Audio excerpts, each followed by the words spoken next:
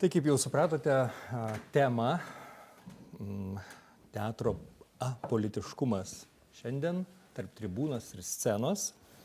Mes gavome tarsi iš pačios asociacijos, ar iš Linos konkrečiai, nežinau. Ir aišku, tema yra logiška ar adekvati situacijai. Per pastarosius metus vyko tikrai ne viena diskusija skirta teatro ir karo temai. Tai tikrai, man atrodo, čia išdiskutuota buvo daug ko, tiek teatras, tiek bendrai menas, jo vaidmuo karo akivaizdoje, geopolitinių įtampų akivaizdoje. Galima prisiminti ir teatro dienos metu vykusi forumą menų spaustuvėje. Ir nacionalinio dramos teatro rengta diskusija, man atrodo, sezono uždarimo proga, dabar neatsimenu tiksliai. Ir mes Vytauto Didžiojo universiteto menų fakultete darėme tokią diskusiją. Dar vyko ir tarptautinių diskusijų, ir Šiuolaikinio meno centras apie varpus ir patrankas diskutavo. Žodžiu, tikrai šita tema yra išdiskutuota, bet atrodo, kad kol diskutavom apie tas geopolitinės, tokias didžiosios politikos grėsmes, atsitiko kai kokių dalykų mums tiesiog po nosim toje vidinėje politikoje, ir pastarieji jau mėnesiai, žinoma, yra susiję, ko gero, žiūrint į politinius procesus su kultūros asamblėja.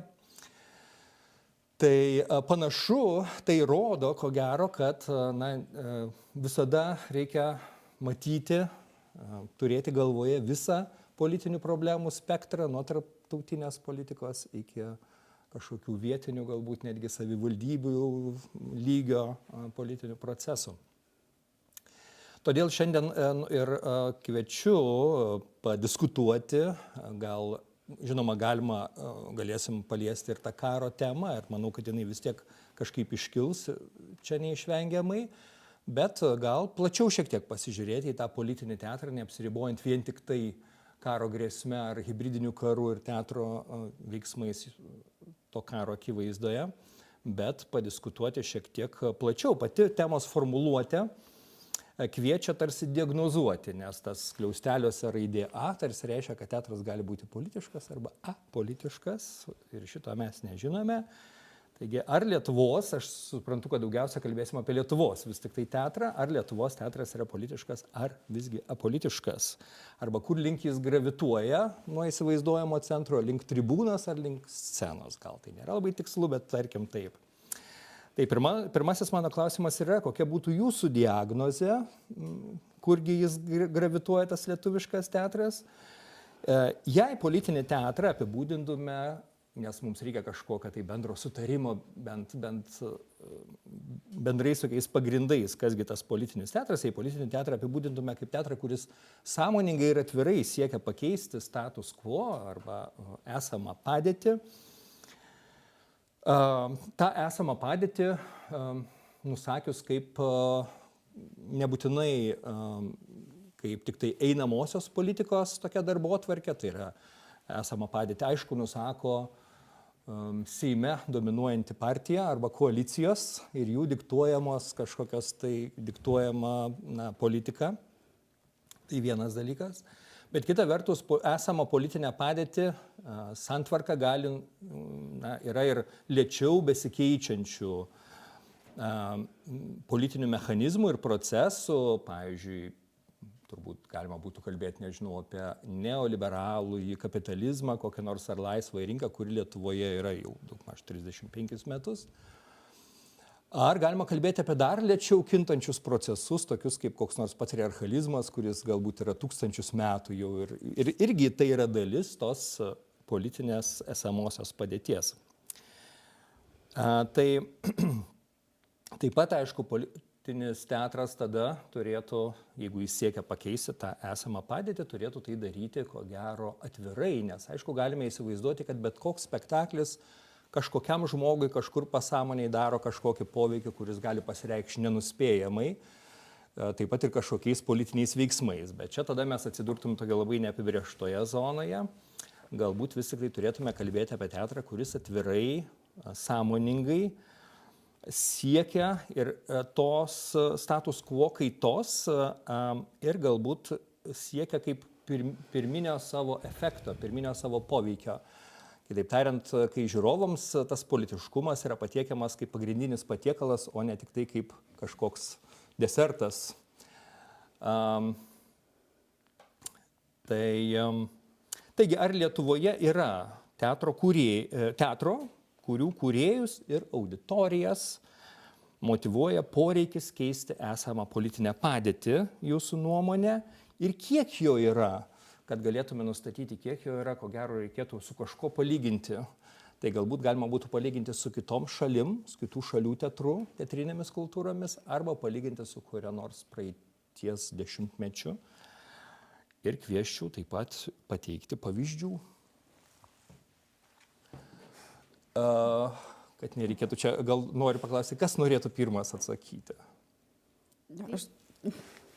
Galim pradėti, gal aš esu teatrologė, tai mano gal toks požiūris bus šiek tiek iš tos teorinės perspektyvos, istorinės galbūt šiek tiek perspektyvos. Tai tiesą sakant, šitas klausimas apie Lietuvos teatro politiškumą yra turbūt toks pats senas kaip ir teatras, apskritai apie teatrą ir turbūt politikos santykius kalbama labai senai. Ir labai pritariu klausimui, kad jeigu mes norim kalbėti apie teatro politiškumą, turim labai aiškiai apibrėžti, kaip suprantam, kas tai yra politinis teatras. Nes jeigu žiūrėsime tokių opozicijų principų, šita diskusija truputėlį yra jau pastumėta, paprovokuota, kalbėti apie teatrą kaip apie arba tribūną, arba kūrybą. Aš su tuo nesutikčiau, man atrodo, kad tai yra ir kūryba, ir tribūna viename, aš tokios atskirties nebrėžčiau. Ir tada, jeigu pradedam brėžti atskirtis, tai įsiveliam į tokias diskusijas, kurios jau vyko teatre turbūt per visą 20 amžių. Čia tiesiog priminsiu, kaip teatro istorikė, kad 20 amžiaus vidury brechtistai ir absurdistai, tai yra Brechto politinio teatro apologetai ir tie, kurie labiau pasisakė už absurdą dramaturgiją, ginčijosi dėl to, koks teatras turėtų būti, ar jisai turėtų būti socialiai angažuotas ir politiškas, ar vis dėlto labiau metafizinis ir spręsti tokias amžinąsias būties problemas. Ir diskusija vyko apie tai, kad gyvenime yra dvi problemos, taip sakė brechtistai. Kad gyvenime yra pagydomos problemos, išsprendžiamos problemos ir neišsprendžiamos problemos. Tai neišsprendžiama problema yra tai, kad mes visi mirsim. Tai yra faktas, šito joks teatras nepakeis. Visos kitos problemos yra išsprendžiamos ir galbūt teatras ir turėtų kalbėti apie tas išsprendžiamas, tai yra socialinės dažniausia problemas. Tuo tarpu absurdistai sakė, kad visos išsprendžiamos arba socialinės problemos kaip tik gimsta ir iš to, kad mes žinom, kad mes visi mirsim. Taip tariant, mūsų laikinumas, mūsų metafizinės problemos gimdo įvairias baimes, socialinės problemas, galios principus ir kitus dalykus. Tai tam tikra prasme šita diskusija vedė į nieką, į tokį tarsi labai platų pasakymą, kad koks spektaklis bebūtų, jeigu jisai kalba apie žmogų, jo dabartiniam laikė čia ir dabar, jį galima vertinti kaip socialinį arba politinį. Ir tiesą sakant, turbūt ką mes labai aiškiai pamatėm karo Ukrainoje kontekste, kad netgi tas taip vadinamas apolitiškas teatras arba požiūris, kad aš savo rankų nenoriu tepti jokiais politiniais ar socialiniais klausimais, jisai taip pat yra politinė pozicija. Tai tiesiog yra labai akivaizdi dabar jau turbūt politinė pozicija atsisakyti, pasakyti savo politinę poziciją. Tai taip tiesiog diskutuojant, aš kažkaip įsivaizduočiau, kad šitos diskusijos turbūt ašis ir turėtų būti klausimas, kokio politinio teatro galbūt mes norėtume. Nes, kažin, ar mums labai patiktų, aš taip įsivaizduoju, kad politinis teatras ilgą laiką mes jį suvokiam, bent jau teoretikai, kaip konkretaus kūrėjo, na teatro atveju turbūt režisieriaus, tam tikra politinė pozicija, kurią jis labai aiškiai išsako savo pageidautina spektakliuose. Šiais laikais jis tą gali išsakyti socialiniuose tinkluose ir neišsakyti spektakliuose, bet spektakliuose išsako aiškę savo poziciją. Bet kažin, ar šiuolaikinis žiūrovas yra lengvas taikinys tokiam teatrui ir ar tikrai mes norėtume matyti tik tai vieno konkretaus kūrėjo pastoviai tą pačią politinę poziciją scenai. Tai čia aš turėčiau šiek tiek kitų atsakymų, bet gal palikim juos kitiem klausimam. Tiesiog man atrodo, aš matau tokius 3 tipus politiškumo šiuolaikiniam Lietuvos teatre, bet prie jų gal grįšim. Goda, kaip jums atrodo? Man atrodo, kad teatrui būti apolitišku reikia labai stipraus apsisprendimo, sąmoningo ir begalinių pastangų. Nes čia aš noriu grįžti prie išsakyto apibrėžimo, kuris aš kaip taip spėčiau remiasi Pavy apibrėžimu lygiai taip pat, kai jisai kalba apie tai, kad politinis teatras yra tas, kuris kviečia veiksmui ir turi politinių tikslų. Ir čia man tada atsiranda šioks toks noris atspalvių įvesti į šitą pokalbį. Nes politiškas yra tas, kuris turi savybių susijusių su politika. Politinis yra tas, kuris turi politinių tikslų ir tada jų siekia. Ir šituo aspektu praktiškai visas teatras ar scenos, didžioji dalis scenos menų yra politiški, nes yra, nežinau, spektakliai kūdikiams galbūt labai pasistengia, gali būti apolitiški.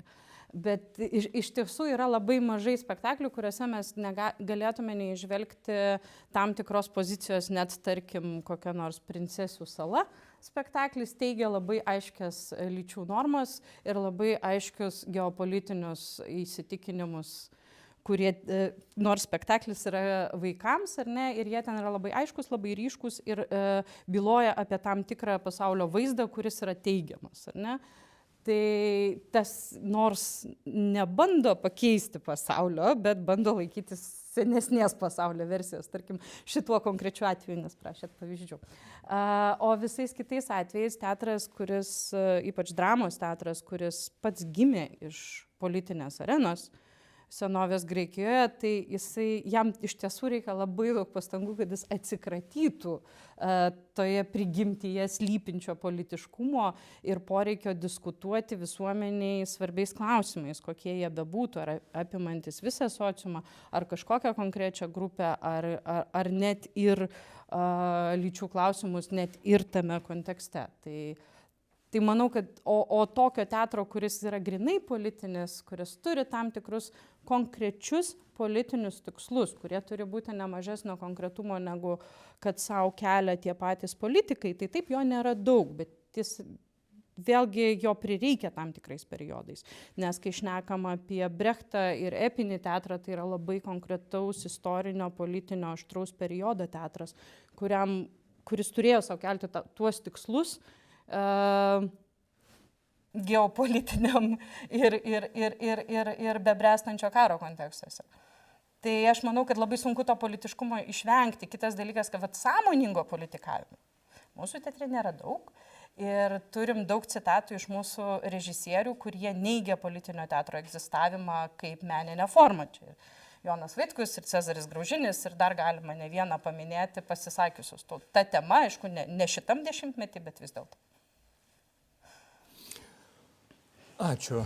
Tai taip, tikrai galėtume tada apibendrindami pasakyti, kad galima išskirti tą platesnę prasme suprastą politinį teatrą ar politišką teatrą ir tokia siauresnė prasme, ar ne, kad būtų taip paprasčiau, aišku, ko gero mes galim gal labiau orientuotis į tą siauresnę prasme, nes platesnė prasme patenkame tokį gana labai jau neapibrėžtą lauką, nes iš tikrųjų, jeigu pasižiūrėsim Hanso Kristiano Anderseno pasakas, jos irgi turi tam tikro politiškumo, pavyzdžiui, lyčių atžvilgių, ar ne?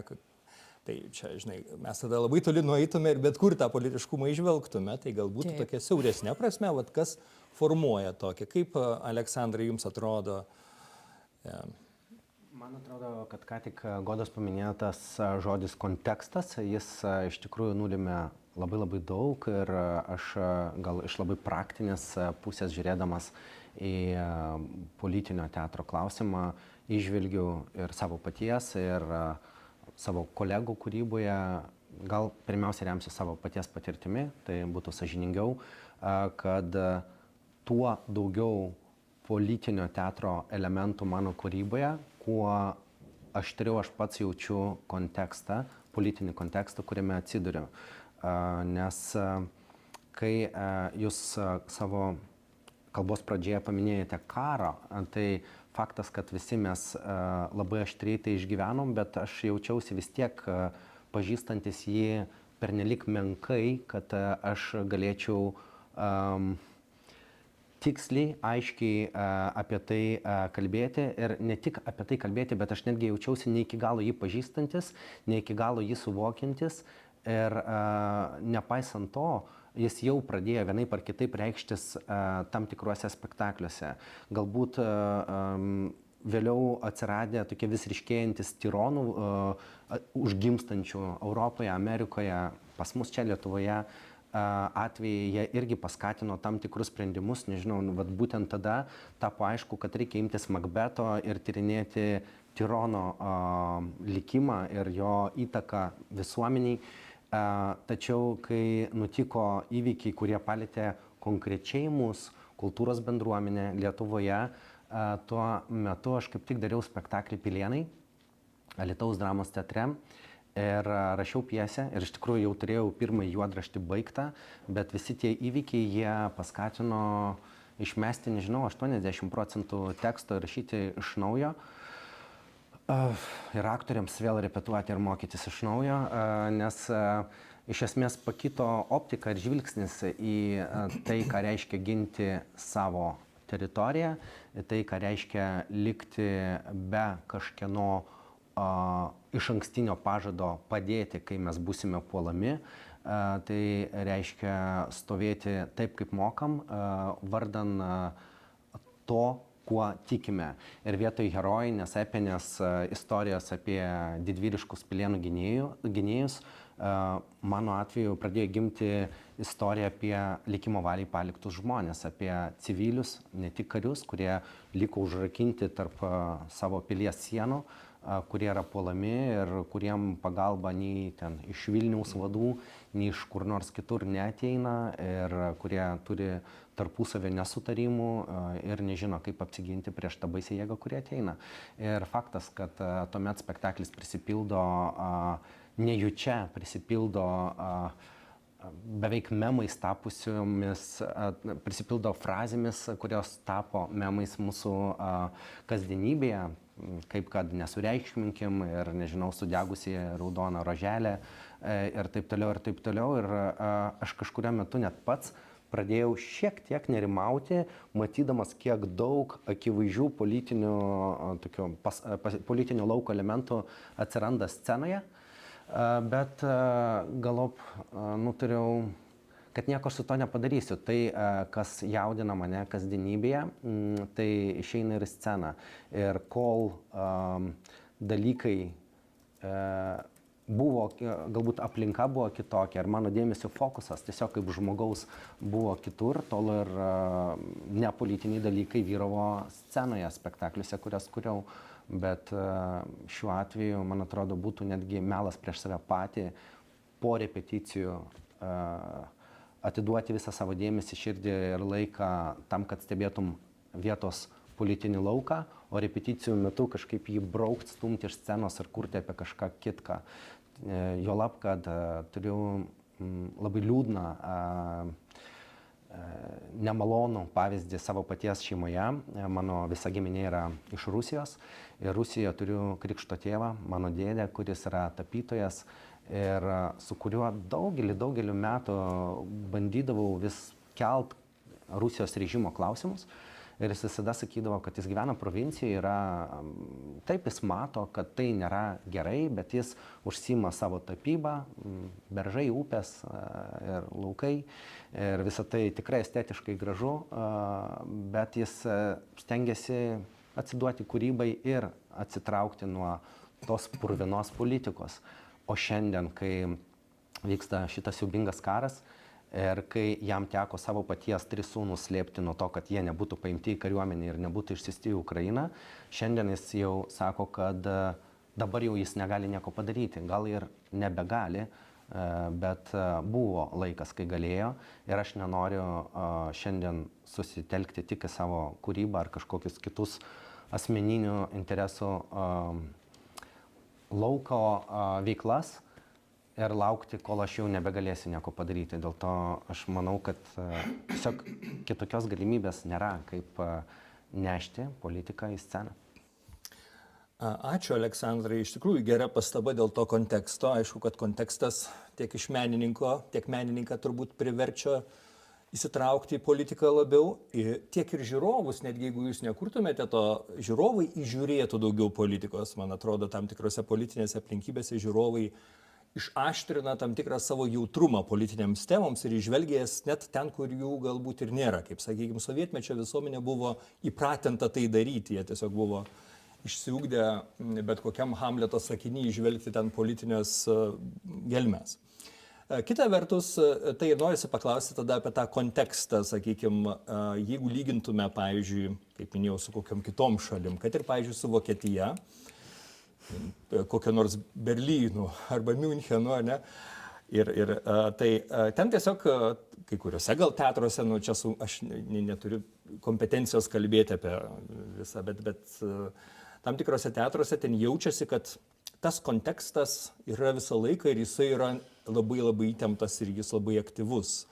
Ta prasme, kad ten visi kalba apie politiką, arba tiksliau tas kontekstas nereikia laukti, kol karas prasidės, kad tas kontekstas ar kažkur tai, sakykime, Ukrainoje, nes kažkur žemėje visada yra karai, kažkur žemėje visada yra pabėgėliai, kažkur žemėje visada yra ekonominė neligybė, kažkur žemėje yra mirštantis vaikai ten ir taip toliau, arba tonos šiukšlių, kurios kasamos kažkur, smurtas prieš moteris ir taip toliau. Reiškia, tas kontekstas tokiam globaliu mastu, jisai visuomet yra.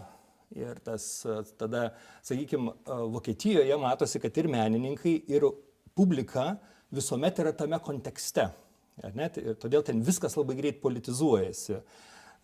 Jeigu kalbėsim apie tokius teatrus kaip Müncheno Kammerspiele arba kaip Berlyno Schaubühne, tai ten kiekvienas spektaklis, na, dėl to tiesiog ten publika reikalauja, kad jis pirmiausia kalbėtų apie politiką.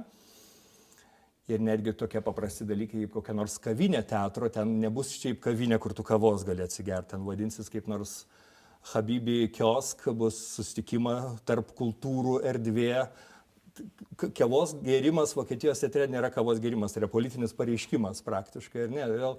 Tai vat man įdomu, o kiek Lietuvoje mes turim to konteksto, tokio bendro poreikio tiek iš menininkų, tiek iš publikos nuolatos dalyvauti politinėse reikaluose, ne tik tada, kai jau, žinai, priešas prie sienos praktiškai, ar ne, arba tikrai vyksta kažkas tai tokio mūsų pačių politikoje, tokio labai labai pavojingo, kaip jums atrodo, gal?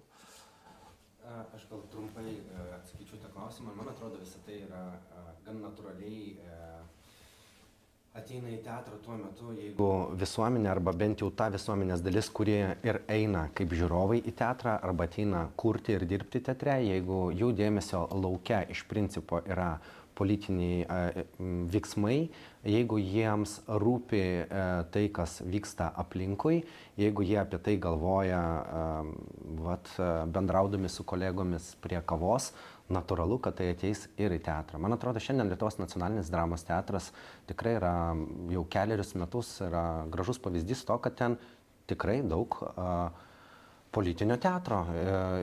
Ten, nežinau, jūs išskaidėte tas tokias tris tarsi dalis.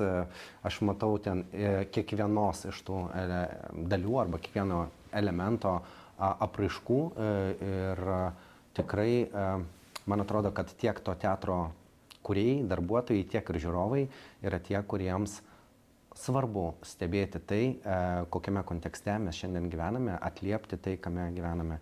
Ir jeigu tavo dėmesys ten, tai automatiškai tai atsiranda ir teatre. Nuo to tiesiog nepabėgsi. Aš dar noriu prisiminti, kad dar prieš daugiau nei prieš dešimtmetį buvo gero tono ženklas pasakyti, kad aš nesidomiu politika mūsų kultūros bendruomenė. Pasikeitė šitą situaciją, ačiū Dievui. Ir keitėsi su daug ko, aš manau, kad keitėsi visuomenė, keitėsi bendruomenė, auga nauja karta, kuri atrado priežastis domėtis ir įsitraukti. Ir tai kartai atėjo ir kalbantis teatras, tik tai turbūt aš dar norėčiau išsiplėsti kiek plačiau nuo pastatų ir dramos teatro ir neužmiršti, kad yra kitų formų. Ir šiuolaikiniam šokyje to politiškumo mes matom irgi nemažai ir irgi su jaunaja karta su galų gale meninių akcijų savaitės metu pristatomais kūriniais, akcijom ir eksperimentais, to politiškumo atėjo vis daugiau. Tai vėl tose gal pastatuose vienaip tos temos sluoksniuojasi ten, kur greičiau ir dinamiškiau keičiasi laukas, ten galima dažniau pamatyti tų formų ir tarkim, kad ir Agnietės Lisičkinaitės Hands Up, kuris tiesioginė ta žodžio prasme išsiveda žiūrovus su visais plakatais, nori jie to ar ne į gatves, ar ne, protestuoti ir tą protestą sukuria kartu ir keldamas klausimus apie protesto formas ir kokiam kontekste tas spektaklis atsirado ir kur mes su juo išeinam į gatves šiandien, ar ne? Ir tas vėlgi kontekstas pasikeičia ir sustiprina, o kartais ir susilpnina. Ta prasme, kad tiesiog tada išeina, kad einam kartu jau ir taip aišku, tiesiog konstatuojam padėtį, ar ne? Tai manau, kad atsiranda vis daugiau su įsitraukimu ir pačios bendruomenės, ir pačios visuomenės poreikių visų pirma, nes tam, kad teatras kalbėtų, vėlgi plačiaja prasme, jis turi turėti su kuo kalbėtis dažniausiai. Taip, of course. Čia gal dar papildant, kalbant apie Vokietijos teatrą, ar šiaip turbūt gal vakarų Europos teatro tas praktikas, tai ten turbūt kartais yra tokia situacija, kad tos kasdienis teatro politiškumas publikai, kuri to kaip ir tikisi iš teatro, pagimdo tokią situaciją, kuria šiaip yra vadinama pamokslavimo atsivertusiems. Tai yra, kai tu sakai kažką žmonėm, kurie tuo ir taip tiki. Tai yra tiesiog tokia bendruomenė, su kuria lengva apie tai kalbėti, nes jinai palaiko tas idėjas, kurias teatras generuoja ir jie tarsi susirenka kartu, kaip sakyti, tokią tvirtovę, kartu dar kartą patvirtinti, kad tos vertybės jiems visiems yra bendros. Tuo tarpu Lietuvoje situacija, man atrodo, yra šiek tiek kitokia ir kai mes kalbam apie teatro poveikį, juk politinis teatras vis dėlto dažnai yra poveikio teatras. Mes matuojam politiškumą teatro pagal jo spektaklio galimybę paveikti viešąją erdvę, ar ne, kiek apie tą spektaklį kalbama viešoje erdvėje. Ir čia tada galimi tokie du, man atrodo, variantai. Kūrėjas gali sąmoningai provokuoti, kažką daryti tokio, kas iššauks viešosios erdvės vienokią ar kitokią reakciją. Vat Kaunas tik iššaukė, panašu, kad po premjeros apie tai yra kalbama. Tai yra irgi dalis tokio politinio veikimo, bet man atrodo, kalbant šiaip apie poveikį viešai erdviai, tai prisiminkime, koks spektaklis Lietuvoje galėjo turėti arba turėjo panašų poveikį kaip kultūros asamblėjos protestai. Ta prasme, kad turbūt neįmanoma tikėtis iš spektaklio tokio poveikio viešai erdviai. Ir čia tada turbūt natūraliai kyla klausimas, ar ir reikia. Ta prasme, gal tiesiog galvokime, kad viešojoje erdvėje menininkai veikia burdami bendruomenės protestui, o teatre gal tada turėkime, čia aš truputėlį provokuoju, bet teatre galbūt turėkime erdvę diskusijom, kalbėjimuisi, bandymui klausytis, kartais išsakyti nuomonės, kurios susidurs tarpusavį ir nebus patogios ir malonios. Ir tokiu būdu galbūt tada tą publiką šiek tiek auginti. Puiku, ačiū labai ir už pavyzdžius pateiktus ir už tą tokią bendrą diagnozę. Jis dabar šiek tiek galbūt aiškesnė ir iš to kyla man daugiau tokių klausimų, jos galima būtų išskaidyti, ką tas teatro politiškumas sako tada apie mūsų teatrą, apie mūsų žiūrovus ir apie mūsų visuomenę bendrai. Tai tokių smulkesnių klausimų. Viena vertus, kaip Goda kalbėjote, ar ne, apie, kad skirtingose srityse galbūt tas politiškumas gali būti skirtingas. Vienas dalykas nacionaliniai teatrai, kitas dalykas nepriklausomi šokio trupės. Čia labai gali keistis. Kiek Lietuvos teatro politiškumas jūsų nuomonė susijęs su skirtingų menininkų edukacija, pavyzdžiais, kuriuos jie mato, su kuo jie save sieja, ar Lietuvos teatre gali turėti kokiu nors idealų, sakyti, kad, sakykime, tokių mokytojų. Arba kiek Lietuvoje ta tradicija, iš kurios jie yra kilę, su kuria tapatina ir prieš kurią maištauja, gali įkvėpti kažkokios politinio teatro bandymus. Kalbant apie jaunąją ypatingai generaciją.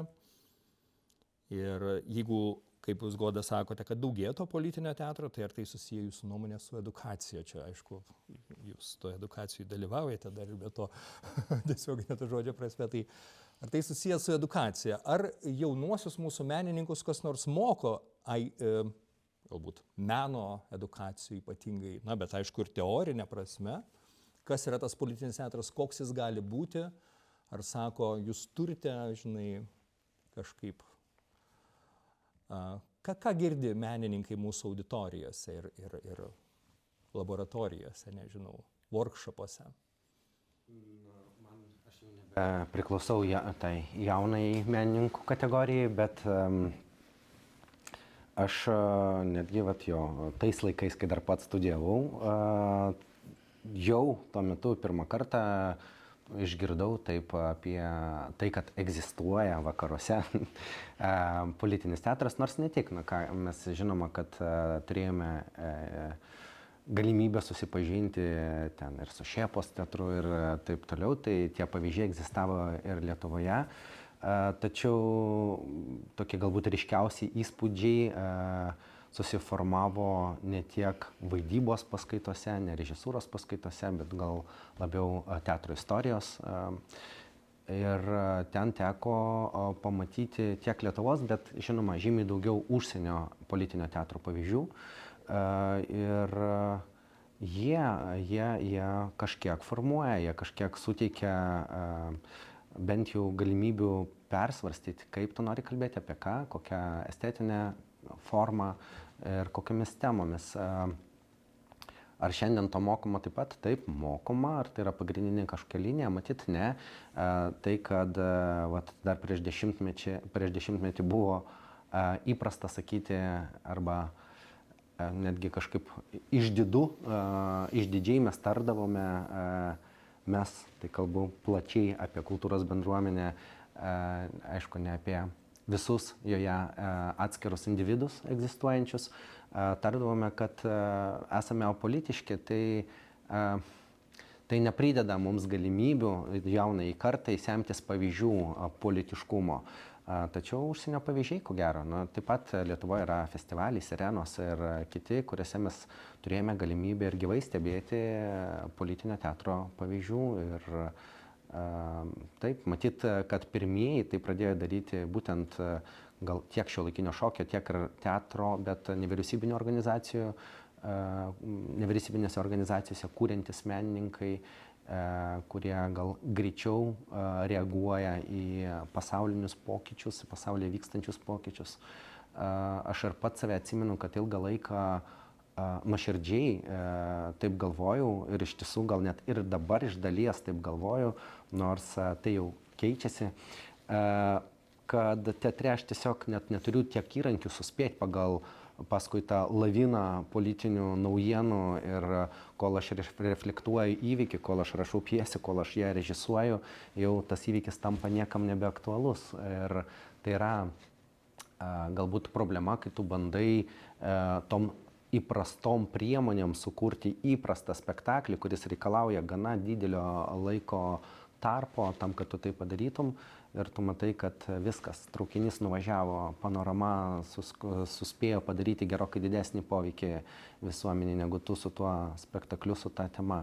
Dėl to atrodė, kad žymiai prasmingiau nerti į temas, kurios buvo, yra ir išliks aktualiomis.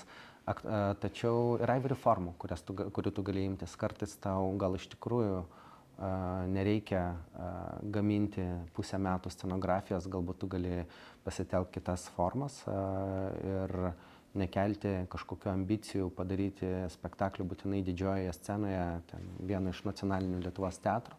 Galbūt tu gali išeiti į gatvę ar ateiti į mažą auditoriją, Rusiją ar dar kažkur ir daryti vienokius ar kitokius politinius pareiškimus arba veiksmus kultūros lauke. O kitas dalykas, dar yra vienas svarbus momentas, taip, žinoma, spektakliai gal negali turėti tokio matomumo ir tokio didžiulio poveikio ir sukelti tokį didelį rezonansą, kaip kad protestai, nes visų pirmiausiai protestai, kultūros protestas, tai nėra kasdienybė, prie spektaklių mes pripratome, jie vyksta jų šimtai vyksta per mėnesį, kultūros protestai, tai vis dėlto savaime jau yra įvykis. Kitas dalykas, jis toks ryškus ir matomas, nes jis gatvėje. Bet įdomu, ar įmanoma būtų pamatuoti, ar egzistuoja kažkokie rodikliai, kurie leistų mums pamatyti, kaip ilgalaikiai perspektyvai kultūros protestas paveiks visuomenę. Ir kaip spektakliai, kurie lašas po lašo, pamažu, vykdami įvairiose Lietuvos regionuose, gali padėti formuoti suvokimą tiek politiniais, tais tiesioginiais klausimais, tiek ir galbūt pilietiniais klausimais arba tokio žmogaus teisių klausimais ir taip toliau ir taip toliau. Taip kad aš tikiu, kad spektakliai daro poveikį. O didžiausia, matyt, vis dėlto įtaka mums tai kažkaip padarė užsienio kūrėjų pavyzdžiai. Ačiū. Malonu girdėti, kad, man atrodo, mūsų visų trijų dėstoma istorija teatro daro didžiausią politinį poveikį. Aš turiu atskirą temą skirtingose kursuose apie aktualų teatrą. Ir jinai tada šiek tiek plačiau apima negu vien politinį. Ir ten ir aiškinamės tuos skirtumus ir kaip greitai pasensta tas aktualus teatras, kad ir koks jisai svarbus tą akimirką. Ir kad tai yra viena iš jo savybių. Bet greta kalbam apie politinį aktyvizmą. Ir aš manau, kad tai susiję tai, ką mes čia kalbėjom, tai yra viena iš politinio aktyvizmo formų, kuri pasitelkia teatrinės priemonės. Ir kartais tai daro žmonės susiję su teatru, o kartais tiesiog intuityviai pagavę principus. Vienas iš tokių yra amerikietis Larry Bogat ir jo koncepcija Tactical Performance, kur yra siejami performatyvūs veiksmai su politiniu aktyvizmu. Ir tai virsta, pavyzdžiui, klounų armija ir panašiais dalykais. Tai manau, kad vienas iš dalykų, kuris susiję, tai ką mes čia šnekėjom apie rezonansą asamblėjos veiklos, ar ne, tai ir buvo labai ir per performatyvius veiksmus, ar ne, kad ir ta akcija, kur teko dalyvauti, aš atstovėsiu iki galo, ar ne, priešais prezidentūrą. Ir kiti pavyzdžiai.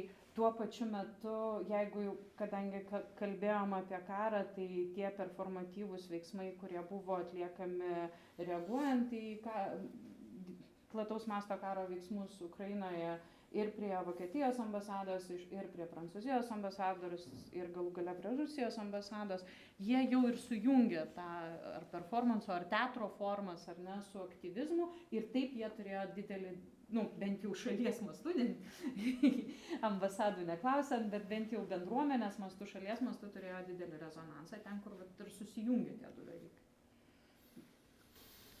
Aš gal dar tiesiog kalbėdama apie tą įvairų politiškumą arba įvairaus politiškumo formas ir čia pažadėjus pradžioj diskusijos kažką pateikti, kad tarsi mąsčiau apie Lietuvos teatro politiškumą ir bandžiau jį sugrupuoti, tai tikrai tą dariau. Prieš važiuodama į šitą diskusiją ir man atrodo, kad akivaizdus Lietuvos turbūt teatro politiškumo dėmuo yra tematinis, kitaip tariant, politinės temos, kurios vienaip ar kitaip yra nagrinėjamos ar klasikinių ar šiuolaikinių dramaturgijos tekstų pagrindu. Tačiau kas man turbūt įdomiausia šiuolaikiniam Lietuvos teatre yra šiek tiek kitoks to politiškumo dėmuo, jį aš galbūt sakyčiau kaip noras pažinti kitą, plačiaja prasme, kitaip tariant, atsiverti šiek tiek kitam arba suteikti balsą tom grupėm arba tom bendruomenėm, kurios galbūt iki šiol teatre to balso neturėjo, ir aš čia matau tikrai labai didelę to prasmę. Ir čia turbūt būtų ir šokis, ir nevyriausybinė scena. Aš kalbu apie tokius spektaklius kaip Vedami, kaip Taksai, ką daro Escape agentūra. Tai yra galimybė žiūrovui šiek tiek palikti savo tą privilegijuotą poziciją teatro užtemsintoj salėj ir ateiti pas žmogų iš kitos socialinės grupės, ar tai būtų taksistas ar kalinys, ir su juo tokia lygiam pagrinde pabandyti pabendrauti arba pakalbėti. Tai vat, šita tendencija, man atrodo, yra ir jinai tikrai yra svarbi, galvojant apie tokio ilgalaikio turbūt poveikio ir politiškumo. Na, kad jau užėjo kalba, ačiū Jurgita, kad jau užėjo kalba apie tas dominuojančias Lietuvos politinio teatro formas, tai galim tada nuo Jurgitos pereiti gal ir prie kitų pašnekovų, kokia jūsų nuomonė atsižvelgiant į tuos pavyzdžius, kuriuos jau minėjom ir kuriuos turbūt turite galvoje, garsiausius atvejus, garsiausiai nuskambėjusius ar bendrai vyraujančią kryptį, kokios yra tos svarbiausios formos mūsų šalyje. Turiu galvoje tas formas nusakant istoriškai, tai, sakykime, kaip brechtiškas teatras, ar avangardinis, ar rengiamųjų, ar dar koks nors. Ar klasifikuojant tas politinio teatro formas taip, kaip jūs norite, ar kaip jums yra artimiau, kaip jūs įpratę su savo galvoje, ar su savo studentais dėlioti.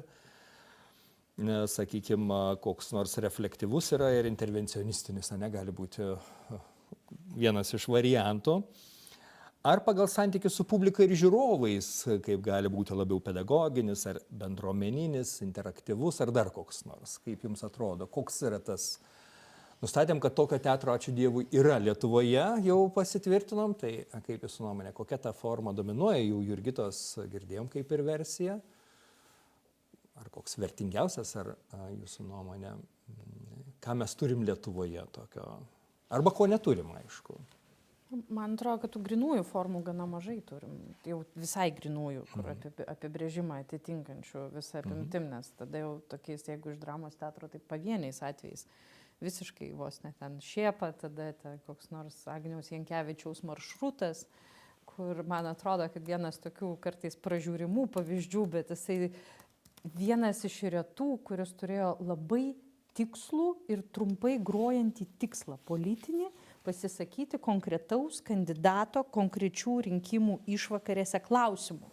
Ir dėl to jo politiškumas man yra toksai klasikinis iš apibrėžimo čia, nepriklausomai nuo to, kad tas spektaklis gal neilgai egzistavo, bet jo egzistavimo faktas yra labai įdomus ir jisai buvo grinai rinkimams sukurtas prieš vieną kandidatą nukreiptas spektaklis. Ir tokių atvejų mes turim iš tikrųjų mažai. Ir tada ten atgal praktiškai tada tik tai Šėpą atsitrenkiam ir po to reikia ilgai ieškoti iki sekančio varianto, kuris vėl būtų kažkur labai konkrečiai politiškai apibrėžtas. Kad tų kitų formų vėlgi, kurios gal tokių konkrečių tikslų, kuriuo būtų galima tiksliai pasiekti, nesiekiančių jų yra šiek tiek daugiau. Ir tada jau mes į labai platų lauką, vėlgi bent jau mano matymo ateinam į tą, kur aš sakiau, kad vis dėlto visas jis beveik politiškas. Tada klausimas tik tai, kiek jisai sąmoningai tuos tikslus savo keliasi. O dėl tvarkos pakeitimo, tai jinai nebūtinai visada tas tikslas pakeisti, man atrodo, esamą tvarką yra keičiant politinį režimą ar visuotinės nuostatas. Ir čia tada tokių spektaklių padaugėja, kur mes bandom per juos kalbėtis temomis, kuriom nekalbam, kurie padeda ateiti reprezentacijai grupių ir plačiau ne tik tai šitų dviejų konkrečių, bet kad ir dabar ką tik įvykęs musicalo Hedwig and the Angry Inch premjera, vėlgi ji atveria būdą vėl naujai reprezentacijai, grupės, apie kurią anksčiau nešnekėjom, ar ne, ateimas į sceną. Ir tai tada šitie atsivėrimai ir tie nedideli pokyčiai, jie irgi yra politiniai savo prigimtimi ar politiški savo prigimtimi, nes jau po to mes nebegalėsim apie tai nekalbėti. Tai tas, manau, kad vėlgi tos tvarkos ir esamos padėties pakeitimas, jis ne visada turi būti radikalus perversmo prasme, bet kapiliariniai pokyčiai visuomenėje, manau, irgi svarbus, galvojant apie ilgalaikę politinių pokyčių perspektyvą. Ačiū. Daugiau ar mažiau aišku. Ar Aleksandrai, norite ką nors pridurti? Tai užsirašiau tokius žodžius raktinius kaip tematinis teatras, teatras kaip būdas susitikti su kitu, Šėpa, čia mums lietuviams vis tiek visiems kažkas sako šitą sąvoką, maršrutas, not sure, bet aš matyt čia mano išsilavinimo stoka. Naujos reprezentacijos arba reprezentacijos tų grupių, kurios buvo nereprezentuotos arba misreprezentuotos, nematomos, kai jos tampa matomos, aišku, tai keičia visuomenę ir kapiliariniai pokyčiai labiau negu kažkokie tai maksimalūs, radikalūs, revoliuciniai pokyčiai, ar ne, sakykime, taip. Galima apibūdinti tas lietuviško teatro politiškumo formas. Ar Aleksandrai, ką nors pridursite, ar... Ne, matyt, ne. Buvau vieną klausimą užsirašęs taip pat apie generacijas ir kaip keičiasi generacijos ir kaip keičiasi tada tas politiškumo supratimas skirtingų generacijų menininkų ar publikos prasme. Ir jau turėdamas galvoje, kad kada kalbam, pavyzdžiui, apie, generaciją Z, Gen Z, kaip sakant, atstovus, ar netgi apie millennialsus, tam tikrą prasme, apie Gen Z atstovus, galima būtų pastebėti tendenciją, kad tai yra generacija, kuriai labai svarbus terapiniai pokyčiai arba kuriai svarbus terapinis teatras, tai yra teatras, kuris gydo. Man kartais atrodo, kad kažkurioje vietoje tas terapinis teatras ir politinis teatras tarsi persidengia, tarsi tai būtų generacija, kuris sakytų, gal pirmiausia išsigydom tas traumas, kurias turim savyje, kurios ir paverčiam ar tą blogį politinį atneša arba ar smurtą, ar kitas socialinės ar politinės ydas ir blogybės. Kad galbūt turėtume eiti nuo tokio asmeninio, per tokį asmeninį terapinį santykį ir išgyti pirmiausia, o paskui jau galbūt, kaip jūsų nuomonė, ar matosi kažkokių tai generacinių tokių skirtumų? Ir ar tas terapinis teatras neišstumia politiškumo tokio generacijų kaitoje? Tai, kas vyresniai kartai buvo politiška, kokia ten terapija, ką čia teatras turi gydyti, nesąmonė. Ir dabar jaunoji generacija sako, ne, kaip tik reikia, tas politiškumas, reikia kaip tik labiau išgydyti. Ta mes labai matome ir jaunųjų režisierių, ir jaunųjų dramaturgų ir dramaturgių kūryboje, man atrodo. Čia reiktų pirmiausia apsibrėžti, kas tas terapinis teatras, tada aišku, bet vakar dramaturgų diskusijoje, kaip tik, kad jau paminėjot, buvo primintas tas dar iš praeito amžiaus vidurio atėjęs įsitikinimas, kad asmeniška tai irgi politiška. Ir va čia tas politiškumas tik tai kitoj skaliai skleidžiasi ir nuo to tik tai ta prasme, tai, kad pavyzdžio skalė nėra didelė, tai nereiškia, kad poveikio skalė yra maža. Ir vėl mes grįžtam prie to, ką aš sakiau, kad pradėdami kelti klausimai, kuriuo anksčiau nekėlėm. Ar sunkių temų, ar atskirų visuomenės grupių tie klausimai, bet jie irgi yra politiški, nes jie yra klausimai apie visuomenę, apie tai, kaip mes, kaip visuomenė, kaip grupė kartu gyvename. Tai dėl to jie visi irgi yra politiški, nepriklausomai nuo to, ar kelsim lyčių vaidmenų klausimus, savižudybės ar kažkuriuos kitus, kurie jaudina visuomenę, kurie yra sunkus, apie kurią jinai tuo pačiu metu galbūt ir nenori kalbėti. Tai aš manau, kad taip atėjo laikas mažesnių galbūt formų. Tam vėlgi, kiekvieną kartą, kai apsibrėžiam, labai sunku, čia pat užsidedi limitą ir nebegali kalbėti. Manau, kad intimesnis pokalbis prasidėjo, nepriklausomai nuo to, ar didžiojoje salėje spektaklis statomas, ar mažojoje, ar valstybiniam, ar nacionaliniai scenoje, ar nepriklausomai scenoje, ar mažoje salėje. Ar galų gale gatvėje ištinka tas noras pasikalbėti. Manau, kad santykio klausimas yra ryšio paieškos. Aš tai turbūt išskirčiau kaip tą naują dominuojančią kryptį ir tada jau kokią formą tam pasirenkama, tai jau yra kūrybinės išraiškos klausimai ir finansavimo. O man atrodo, tas jungiamasis elementas ir yra ryšio bandymo suprasti vienas kitą paieškos. Aš taip manyčiau taip pat, kad tai yra politinio teatro forma, ta prasme, kad prisiminkim, aš čia dabar kaip boomeris jau pasakysiu, prisiminkim prieš 100 metų, bet iš tikrųjų Zola dar minėjo, kad politinio teatro esminis principas yra išviešinti žaizdą, parodyti visuomenės žaizdą, kad tai yra terapinis poveikis. Konstatuodamas ligą arba konstatuodamas ydą, tu ją atveri ir iš to gyji. Toks anoniminio alkoholikų principas, tu turi pripažinti ligą, kad jinai išgytų.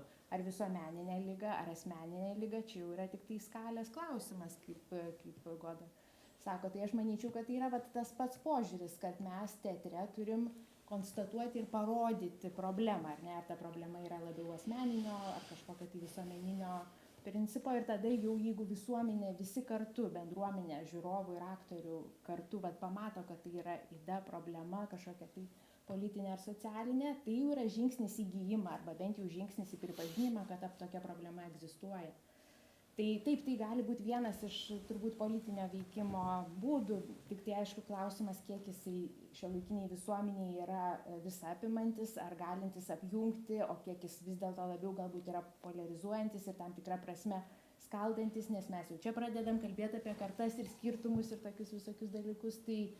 Tai ar tai tikrai yra tokia labiausia konsoliduojanti ar apjungianti politinio teatro veikimo forma? Nežinau, neturiu čia to atsakymo, bet ar tikrai mes dabar gyvenam tokiai visuomeniai, kur yra iš vis įmanoma konsoliduotis dideliu mastu, irgi labai didelis klausimas. Tai gal ir reikia tokių mikropolitinių bendruomenių. Aš ir vėl taip sunkiau galėčiau gal taip žiūrėti iš šalies į tą lauką, į kartą ar į menininkus, nes esu viduje, tai man žiūrėti į save ir savo kolegas iš toliau neišeina. Tai ir apibendrinti kažkaip neįmanoma man. Tačiau jo, aš kažkaip tai dabar dirbdamas su studentais matau netgi tarp jų pačių tiek daug skirtingų požiūrių į kūrybą, į pasaulį, kuriame mes gyvenam. Ir aš gal būdamas arti atskirų individų, matau daug individų skirtumų ir man labai sunku padaryti bendrą apibendrinimą, kažkokį apibrėžimą apie visą kažkokią kartą. Nes man atrodo, kad mes tos pačios kartos atstovai nesam labai jau vienodi. Nesakau, kad kiekvienas esam su savo absoliučiai unikalia unikalių kitokių priėjimų prie teatro, bet vis dėlto nedrįsčiau teikti, koks tiksliai formuojasi teatras naujosios kartos vedamas. O kai mes kalbam apie poveikį didesnį politinį vienokio ar kitokio teatro ar vienos ar kitos kartos, tai man atrodo apskritai teatras kaip toks jis nedaro milžiniško politinio poveikio plačiaja prasme visuomeniai, tik tam tikroms visuomenės grupėms. Būtų, nežinau, ar yra daryta kažkokie tyrimai, kokia visuomenės dalis, tiek procentaliai, tiek galbūt ir pagal tam tikrus aspektus apskritai atsiduria teatre ir su kuo konkrečiai yra kalbama teatre ir su kuo yra dirbama. Taip kad aš labiau gal žiūriu į kiekvieną individualų spektaklį ar individualų menininką ar individualų atvejį atskirai ir negebu, galbūt tiesiog dėl to, kad nesu teatrologas, tai negebu daryti apibendrinimų platesnių apie visą kartą ar visą sritį. Ok, ačiū. Dar norėčiau gal, kalbant apie tą įvairovę ir tas tendencijas, kurias čia išskyrėm, ir kaip kapiliarinius pokyčius, ir mikropolitinės bendruomenės, susitikimo su kitu galimybės, kaip mūsų tokias gal Lietuvos politinio teatro dominantės, sakykime, ar dažniausiai pasitaikančias formas. Kiek jūsų nuomonė tokia ta politinio teatro formos, kiek jos yra nulemtos ar sėtinos su pačia Lietuvos politinė realybė, turint galvoje, sakykime, kad, jeigu žiūrėtume platesniu žvilgsniu į pastarosius 20 metų, tai gyvename ganėtinai sėkmingai demokratijoje vis dėlto palyginti. Yra tikrai Lietuvoje kritikų, kritiškų žurnalistų, kurie mėgsta įsijaudrinę palyginti Lietuvą ir su Šiaurės Koreja kartais, bet aišku, turbūt matom skirtumus. Ir ne tik, kad su Šiaurės Koreja matom skirtumus, bet matom, kad akivaizdžiai mes nesam nei Baltarusija, nesam ir Vengrija, ir nesam netgi Lenkija. Ir taip vis tiek ta demokratija čia funkcionuoja. Kaip jūsų nuomonė, ar ta funkcionuojanti demokratija tarsi, ji taip pat reiškia, kad mes turime, kas kalba apie politiką. Turime opoziciją veikiančią visada, turime viešuosius intelektualus, kurie tai daro ir gali laisvai daryti, niekas jų netildo. Turime žiniasklaidą, kurią dabar jau kiti procesai šiandien prasidėjo, bet, sakykime, vėl matome, kad šiaip jau tas didysis forumas diskusijų, tai yra žiniasklaida, veikia. galbūt tada galima būtų pasakyti, kad mūsų teatras tada ir turi galimybę užsimti kažkokiais kitais dalykais, kad gal nėra tokio poreikio, kaip sakykime, Lenkijos menininkai jaučia tiesiog, žinai, kad kažkar totalitariniai valstybėje gyvenantis menininkas turi pareigą priešintis, ar ne, taip galima įsivaizduoti. Bet jeigu tu gyveni veikiančiai demokratijoje, kurioje politika kuo puikiausiai išsitenka politinėje sferoje, ką tada teatrui daryti? Kaip jūsų nuomonė, tai yra susiję? Gal kaip tik demokratijoje reikėtų viską daryti, nes yra teisės ir pareigos ir viskas yra įmanoma ir laisvas žodis. Totalitariniai turbūt yra sudėtingiau šiek tiek. Nes pagrindinės tikslas, jeigu jau atsidūrė, tai tada jau kažkaip išgyventi visame tame ir tos priešinimosi formos jos būna tokios, kaip įžiūrimos iš ilgalaikės perspektyvos turbūt ir su pastanga. O tos, kur atviros, tai tada jas žinom, bet jos dažnai veda į susinaikinimus tokiais atvejais. Užtat man atrodo, kad demokratijoje ir yra tas laikas, kai reikia šnekėtis, diskutuoti ir pareikšti tą savo pozicijas. Kitas yra dalykas, kad tada yra patogu jų neturėti, kai nėra privaloma. tai turbūt šita dalis suveikia, kad pradedam turėti ir reikštis jau tada, kai priartėja prie kūno ir darosi labai skauda. Kitas dalykas, jeigu kalbam apie Lietuvą, o ne apskritai būdingus dėsnius, tai aš manau, čia vėlgi reikia grįžti prie traumų psichologijos ir pasižiūrėti, kaip ten tas sovietmetis būtent šituo aspektu veikia. Ir yra tyrimų šita kryptimi, kodėl tas išgyvenimo strategijos dominavusios 50 metų po to vis dar veikia ir kitas kartas per tą pačią edukaciją.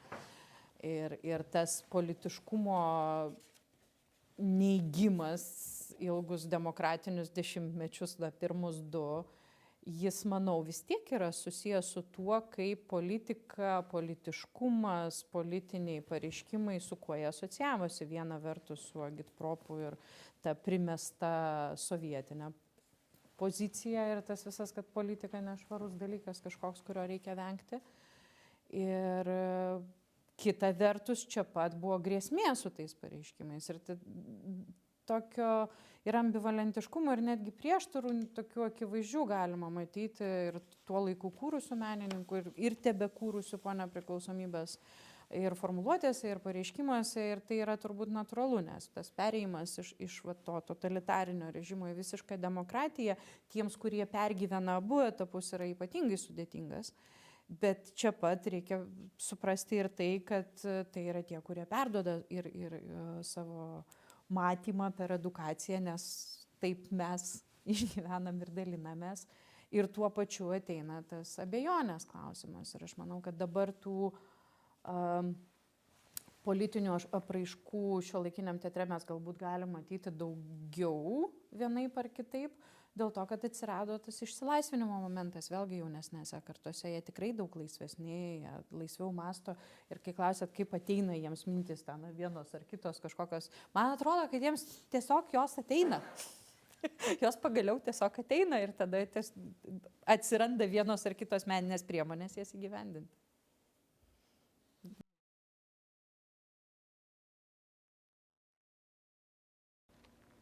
Jei netgi kaip politinė santvarka reikalauja piliečių įsitraukimo, piliečių domėjimosi aplinka, kad tu galėtum balsuoti, kad tu galėtum reikšti savo poziciją, kad tu galėtum nesutikti tam tikrais atvejais, tai bet kurioj demokratiniai visuomeniai reikalingi už savo visuomenę reikalingi asmenys, kurie prisima atsakomybę už savo visuomenę. Ir tarp tų asmenų, žinoma, atsiranda ir kūrėjų, kurie veikia ir kalba. Galbūt tiesiog, kai mes kalbam apie kontekstą ir apie kažkokį ryškesnį išstojimą, tai yra daugiau tokia protesto forma, kai jau reikia raitotis rankovės ir kovot. Bet kalbėti nuolat reikia absoliučiai pačiais taikiausiais, demokratiškiausiais laikais. Ir kaip tik tada yra sveikiausia kvestionuoti savo rodos tos tokius klausimus, kurie kritikuoti kritikuoti mūsų visuomenę, mūsų turimas problemas, ne Putino ar Orbano ar dar kažkieno, bet žiūrėti, kur judame mes, kur veda mūsų politinis ir ne tik politinis, filosofinis kažkoks kelias, kur mes manome, kad atsidursime rytoj, ir tai yra sveikas būdas kalbėti ir keltos klausimus ir teatre. Ir tai nebūtinai turi būti kažkokie aštrus, viską verčiantis aukštyn kojom pareiškimai. Tai yra dialogą skatinantis klausimai. Tai yra dialogą skatinančios meno formos. Nes jeigu jau mes pasiekime tą ribą, kai jau yra Orbanas, kai mes jau nebeturime laisvo žodžio žiniasklaidoje, tuo metu belieka imtis Romo Kalantos pavyzdžio, bet vėlgi esame dar ne ten, tai gal ir galime daryti viską, kad ten neatsidurtume. Tiek teatre, tiek beje ir gatvėje. Ir dėl to, man atrodo, išties labai svarbu, kad tai gali papildyti vienas kitą šitie abu reiškiniai, gatvė ir scena gali ir eiti lygiai grečiai, bet tiesiog reikia nepamiršti, kad kūrėjai, jauna karta, ne jauna karta, galbūt jauna karta yra jau užaugusi, gimusi, užaugusi toje visuomenėje, kur jau yra įprasta rūpintis tuo, ką tu darai su šiukšlėmis, kurias neši iš namų, ką tu darai su žmonėm, kurie anksčiau tau kažkodėl atrodė mažiau verti laisvių ir teisių negu tu pats.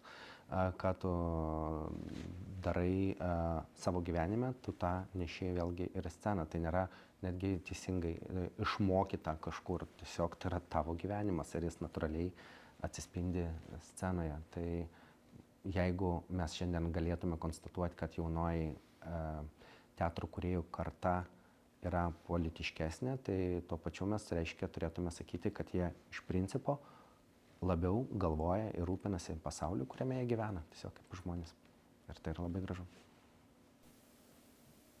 Tai aš tik tai galiu papildyti, kad mes tiesiog esam turbūt tokie beprecedentiniai situacijoje. Man atrodo, Filipas Rotas kažkada tai yra apie Amerikos politiką pasakęs, kad Amerikos politikos kasdienybė dabar savo fantaziją ir netikėtumu tiesiog bet kokio rašytojo kūrybinę fantaziją perlenkia 100 kartų. Joks rašytojas iš ryto kiekvieną dieną negali įsivaizduoti tokių dalykų, kurie vyksta realiai politikoje. Tai mes tikrai Lietuvoje esam panašioj situacijoje ir paradoksas yra tame, kad paprastai protestai, kalbant apie kultūros protestą, jie yra tada, kai žmonės reikalauja keisti, kažką keisti, ar ne, valdžia yra dažniausiai įsitvirtinus kažkokį tai status quo ir tada protestai reikalauja kažkokių pokyčių. Tuo tarpu mes dabar viską esam apvertę aukštyn galvą, protestai prašo palikite status quo, palikime demokratiją, palikime viską taip, kaip yra, o valdžioje mes turim neretai tos juokdarius ar triksterius ar transgresyvius kažkokius individus, kurie kaip tik kiekvieną kartą vis mainosi, keičia, meluoja, apgaudinėja, vaidina. Ir čia tikrai situacija, man atrodo, beprecedentė. Tikrai reikės galvoti daug įvairių naujų būdų, ne tik teatre, bet ir gatvėje, kaip su tuo tvarkytis, nes protestą tu gali tiesiog ignoruoti, būdamas tokio tipo politiko, arba reikia labai specifinių kažkokių protesto formų. Tai čia dar, man atrodo, ilgas kelias. Tikrai, ačiū. Na ir kaip jūsų nuomonė dar tada, kas įtakoja tas lietuviško teatro formas ir tų menininkų pasirinkimus, kiek jie nori būti politiški ir kokie jie nori būti politiški, tai turbūt, gal sakyčiau, publika, kadangi, aišku, teatro menininkai, jie vis tik režisieriai ar dramaturgai, jie supranta, kad tikrovė yra tokia, kad, tuščioj salėje rodomas spektaklis, ar bus tuščiai salėje, netgi jeigu bus labai politiškas, jis tos politinės žinutės niekam neperduos, išskyrus tuštumą. Tai vadinasi, reikia kažkaip taip tą politinį teatrą konstruoti, kad jisai pritrauktų žmonės, nes kaip tu kitaip tą politinę žinutę ar pranešimą savo perduosi, ar ne? Tai tada toks kiltų klausimas, o kiek tai publikai Lietuvoje reikia to politinio teatro ir kiek jisai turi būti pateikiamas, kaip aš sakiau, kaip toksai pirmas patiekalas. Visi, na, iš tikrųjų, iš to, kiek esu skaitęs visokių paraiškų, kai režisieriai rašo, pavyzdžiui, savo spektaklio eksplikacijas, arba pats, kada rašau paraiškas į kultūros ministerijai, tai kokia trečia pastraipa būna apie socialinį spektaklio, žinai, poveikį. Visuomet būna toks dalykas. Joks režisierius neaprašys savo spektaklio, nepaminėdamas, o kaipgi tas spektaklis, kokį poveikį darys. Bet tai yra trečia pastraipa, jinai dažniausiai nebūna pirma. Pirma pastraipa dažniausiai būna vis dėlto apie kultūrinę vertę, žinai, koks dramaturgas yra statomas, koks jisai kultūriškai reikšmingas, sakykime, kokia bus apie meninę ir kultūrinę tokį gylį ir vertę. Ir paskui, kaip minėjau, trečia pastraipa dažniausiai būna šitam skirta. Vadinasi, vis tiek tai nėra tokia pirminis impulsas menininko agendo ir tam tikrą prasme, manau, tai yra susijęs su publika ir pats tas menininkas šiek tiek suvokia, kad jis turi atsižvelgti į tą publiką ir dominuojantį skonį. Tai kiek Lietuvos publikoje, žinau, kad šitą klausimą šiek tiek lietėm, bet jeigu susikoncentruosim į tą dalį dabar pusę, mes patys scenoje, tai toj daly, kiek ten yra ištroškusių, išalkusių žmonių, kurie neis į teatrą, jeigu ten nebus politinio, ar kaip tik neis į teatrą, jeigu ten bus pernelyg daug politikos. Kaip jums atrodo?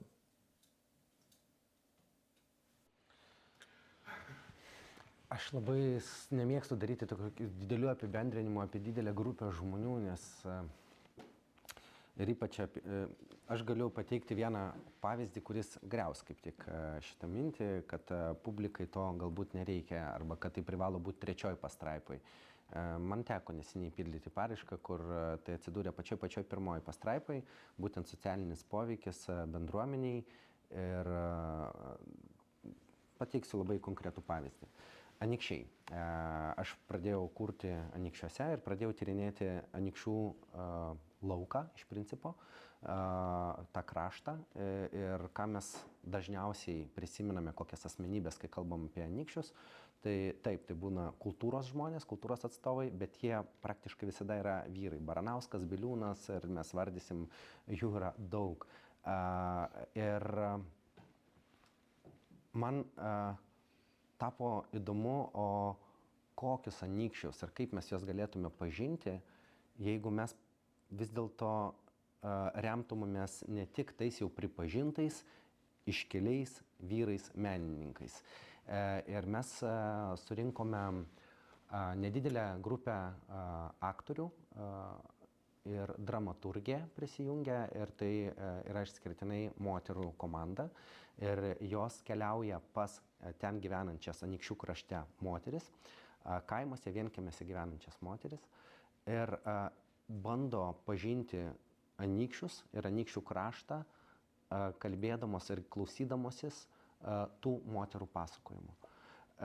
Ir iš tikrųjų, kokia galiausiai bus to spektaklio forma, kokie bus ten estetiniai sprendimai ar visa kita, tai žinoma, iškyla mums tie klausimai, tačiau visų svarbiausia, mums yra svarbu vis dėlto, kokie tie Anykščiai yra jų akimis ir kaip mes galime vis dėlto kokių Anykščių mes iki šiol nematome. Kažkada vienoje paskaitoje Leonidas Donskis pasakė, kad labai įdomu pažinti, kad istoriją rašo tie, kurie nugali, bet įdomu pasižiūrėti į istoriją akimis tų žmonių, kurie liko už tos istorijos paraštėse. Ir dėja, kai kurie žmonės yra paliekami ir buvo ilgai paliekami istorijos paraštėse, o šiuo atveju labai norisi pažinti būtent tą istoriją ir tą žvilgsnį į ją, kuris nėra pristatomas viešai. Ir tai yra galbūt ne tiek politinis, kiek socialinis priėjimas prie spektaklio kūrimo, tačiau šiuo atveju man tai yra svarbiausia. Kaip mūsų kūrėjos, susidūrusios su ten gyvenančiamis moterimis, sugebės papasakoti, kasgi tai Anykščiai. Puiku, ačiū. Ir kartu, kaip tik kalbam ir apie specifinį žiūrovą, tai yra Anykščių kultūrinė bendruomenė turbūt, jaunimo bendruomenė. Taip, ir kai mes kviečiame anykštėnus, kai kalbame dabar su vietos verslo atstovais, savivaldybė, apie tai, ką mes darome, prie ko kviečiame prisijungti, prisidėti. Tai žinoma, mes bendraujame ir tiesiog su Anykščių krašte gyvenančiais žmonėmis ir mes matome, kad jie neatstumia to, jiems nėra svarbu, kad tai būtų būtinai iškilaus kažkokio dramaturgo ar kažkokia neįtikėtinai aštri istorija. Kai susiduri su tuo kraštu, mes labai daug tyrinėjom tokį Kurklių miestelį, ten yra tam tikrų labai daug apkalbėtų istorinių faktų, įvykių, labai liūdna žydų bendruomenės istorija tame krašte, partizanai ir dažniausiai pirmos temos, kurias pradeda kelt žmonės, kai išgirsta Kurklius, yra būtent šios. Tačiau vėlgi įdomu, o kas yra už šitų temų. Ir pasirodo, kad žmonėms yra įdomios ne tik vis dėlto tos temos. Tai yra tos temos, kurias jie įvardė pirmasis, bet už tų temų egzistuoja ir kitų, ir egzistuoja kitoks žvilgsnis tiek į tos pačius partizanus, tiek ir į tą pačią žydų bendruomenę, tiek ir iš principo į tą 20 amžių Kurkliuose ir Anykščiuose. Ir tos temos, jos nėra tos, kurias pirmiausiai vietos bendruomenė įvardys kaip jiems įdomiausias temas. Bet jeigu tu primini apie tai, kad ten jos egzistuoja ir jos yra visiškai neištyrinėtos, jeigu duodi porą užuominų, galbūt užduodi porą klausimų, jie supranta, kad iš tikrųjų gali būti itin įdomu ieškoti atsakymų į klausimus, kurių jie savo iki šiol nekėlė. Tai, kad visuomenė galbūt nereikalauja iš mūsų kai kurių temų gvildenimo, nereiškia, kad mes negalime nerti jas gvildenti. Mūsų matyt jau tada yra ir meistrystės klausimas, o kaip mes užduosime tos klausimus, kaip mes pakviesime visuomenę, ką mes savo žiūrovams pasiūlysime, kai jie ateis ir pasižiūrės vienokį ar kitokį politinį spektaklį.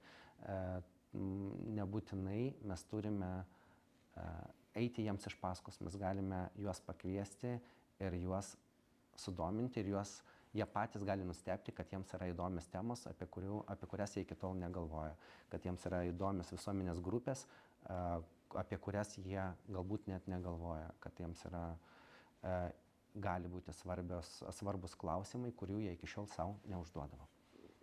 Puiku. Labai ačiū. Geras pavyzdys. Ir vėl mes tarsi visi grįžtam prie tų, gal čia ir ne mikrobendruomenė, bet vis tiek ir ne nacijos masto bendruomenė, žinai, o konkretaus miesto, miestelio, netgi sakytume. Nes bendrai apie publiką teatro mes beveik nieko nežinom iš tikrųjų. Pastaruoju metu daromi sociologiniai tyrimai yra susėti su visų kultūros lauku ir jie pateikia labai įdomių pjūvių, netgi formuoja kultūros vartotojų tam tikrus portretus, tam tikras grupės, bet vėl visos kultūros visoje Lietuvoje.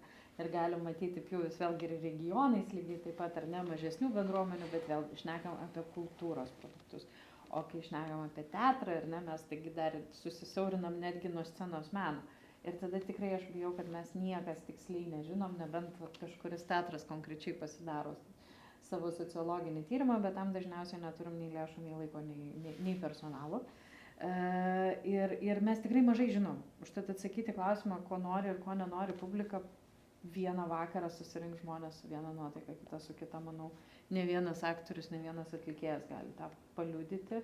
O tokių bendresnių išvadų šituo gyvenimo periodu sunku daryti. Buvo etapai, kai būdavo ten tų tyrimų ir tada mes labai aktyviai diskutuodavom apie tuos 3%, kurie eina į teatrą, dar kažkokią tai procentinę dalį.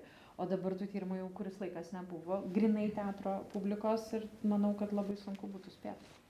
Aš ilgą laiką tikėjau, kad jeigu tu kuri, mano atveju, spektaklius ir gvildini tas temas, kurios yra svarbios tau, ir jeigu publika pamažu su laiku atranda tavo teatrą ir grįžta, tai reiškia ir jiems, tai publikai yra daugiau mažiau įdomios tos temos, greičiausiai ta publika turės kažkiek artimas pažiūras tavo pažiūroms, tačiau dabar vykstantis protesto reikalai atskleidė, kaip kartais aršiai mano žiūrovai reaguoja į tam tikrus mano paties pareiškimus ir galbūt yra itin paprastas, net primityvus pavyzdys, bet ir jis pasako ne tiek daug, tiesiog parodo tokia išsiskiriančią nuomonę vienu konkrečiu klausimu. Po spektaklio užtenka vien to ženklo, protesto ženklo ir pabandymo prabilt ir pasikalbėti su publika. Ir aš matau, kaip dalis žiūrovų, kurie ką tik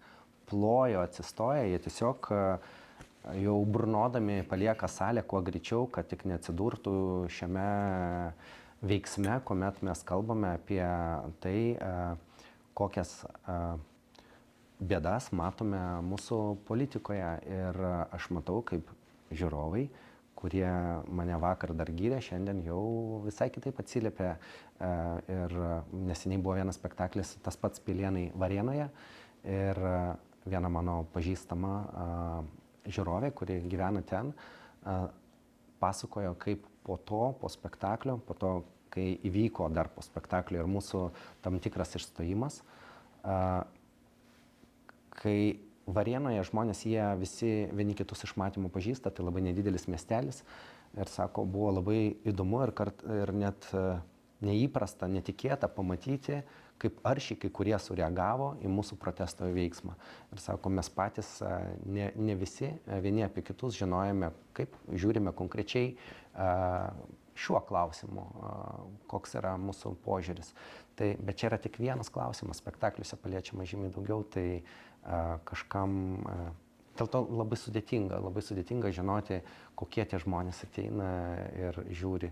Ir atrodo, kad tą patį spektaklį ir su to pačiu išstojimu tu parodai vienoje salėje ir sulauki didžiulio kažkokio palaikymo iš žiūrovų.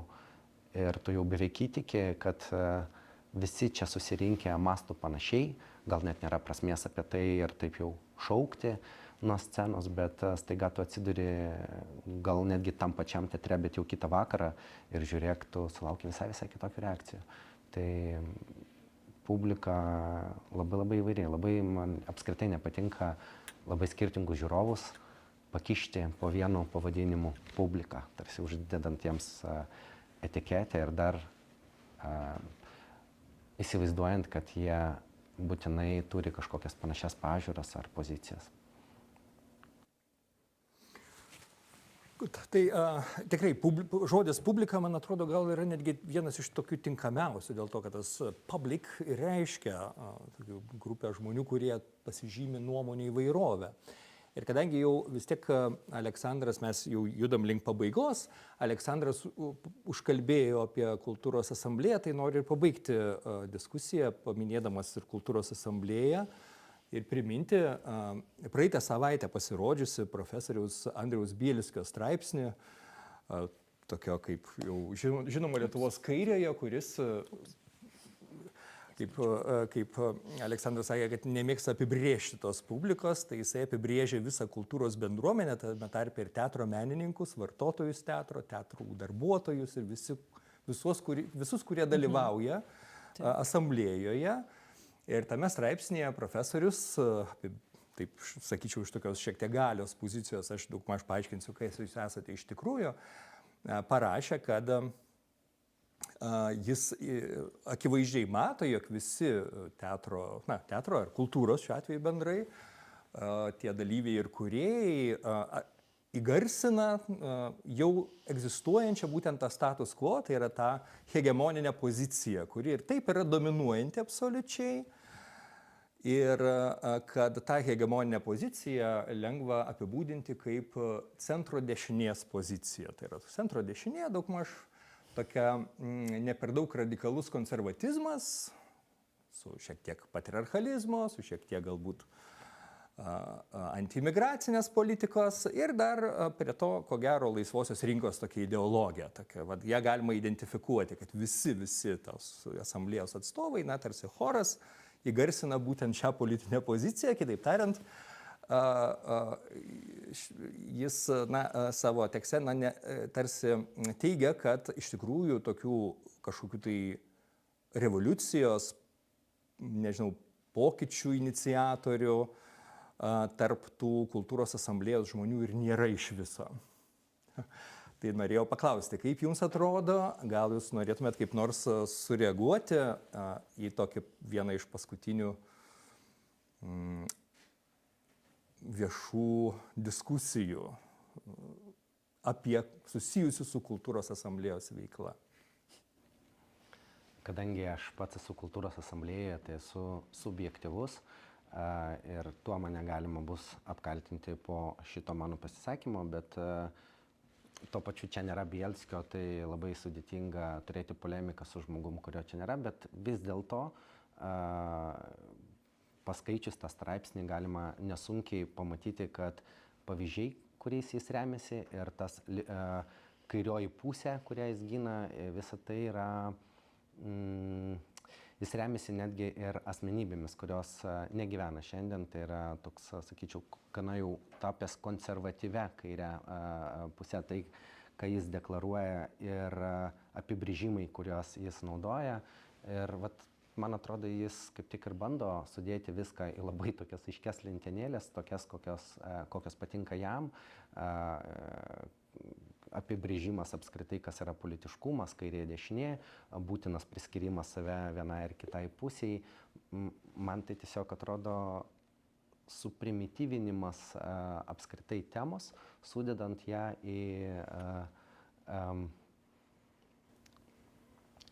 sudedant ją ne šiaip uždedant kažkokius štampus, bet sudedant jam pačiam patogius štampus, tam, kad galėtų apversti situaciją ir žmonės, kurie nėra šiuo metu galios pozicijoje, jiem priskirti tariamą galios poziciją ir apkaltinti jos hegemoniją. Nežinau, man atrodo, Paulius Gritėnas jau, mačiau, išleido labai neblogą tekstą, kuris labai aiškiai sudėlioja kiek kitokį požiūrį negu Bielskio ir jam aš asmeniškai pritariu žymiai labiau, bet taip, aš subjektyvus, taip, aš kultūros asamblėjos žmogus, todėl natūralu, kad manęs Bielskio tekstas nepaveikė, iš tikrųjų net ir nesuerzino ir nenuliūdino. Nuliūdino nebent tik tuo, kad intelektualus žmogus, arba bent jau žmogus, kuris save pateikia kaip intelektualą, taip primityviai ir paprastai sudėlioja akcentus. Ačiū. Gal norėtumėt kažkaip reaguoti dar? Turbūt tiesiog tik tai labai teisingai pasakyta, man atrodo, mes čia iš manęs kaip teoretikės dabar tai nuskambės paradoksaliai, bet dažnai taip atsitinka, kad teoretikai turi susikonstravę tam tikrą modelį, kurį po to taiko tikroviai. Ir iškepa tą turi formą, tada iškepa kažką su tą formą ir konstatuoja faktą ir mus visus bando įtikinti, kad va žiūrėkit, taip ir yra, kaip aš sakiau.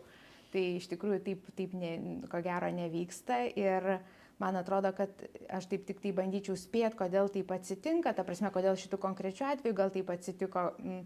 Man atrodo, kad kairė dabar tikrai Lietuvoje turėtų prisimti šiokią tokią atsakomybę už tą situaciją, kuri dabar yra susikloščius ir iš jos turbūt reikalauja tos atsakomybės. Aš manau, kad ir patį profesorių, gal net gatvėje kažkas yra užkalbinęs ir klausęs jo, tai kokia dabar Lietuvos kairės, naujosios kairės pozicijos susikloščiusios situacijos atžvilgių.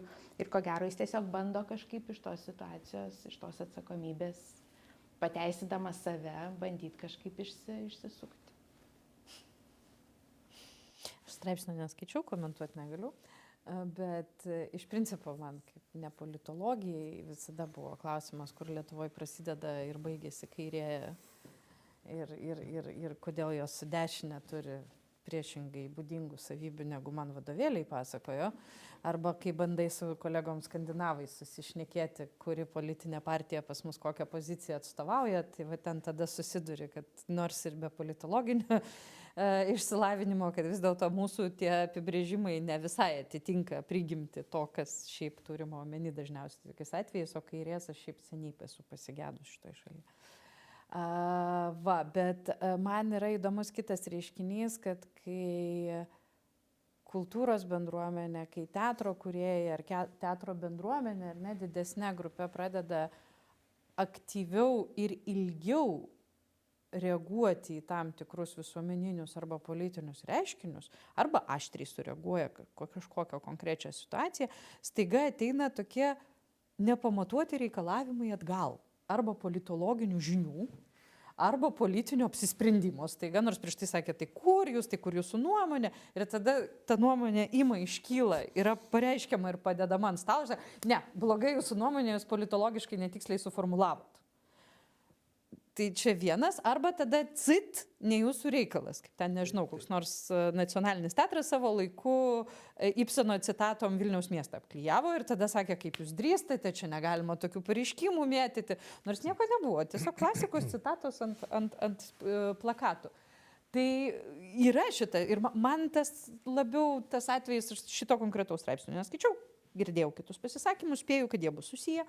Tai man įdomi yra ta reakcija, kad kai teatro bendruomenė, kultūros bendruomenė vis dėlto ateina kažko pasakyti to, kur seniai jau sakė, tai kur jūs buvot ir kodėl jūs tylite. Tai tada atgal pareina tokie jau profesionalūs reikalavimai ir jeigu šiek tiek ilgiau ta reakcija užtrunka, tai čia jau dabar partija bus.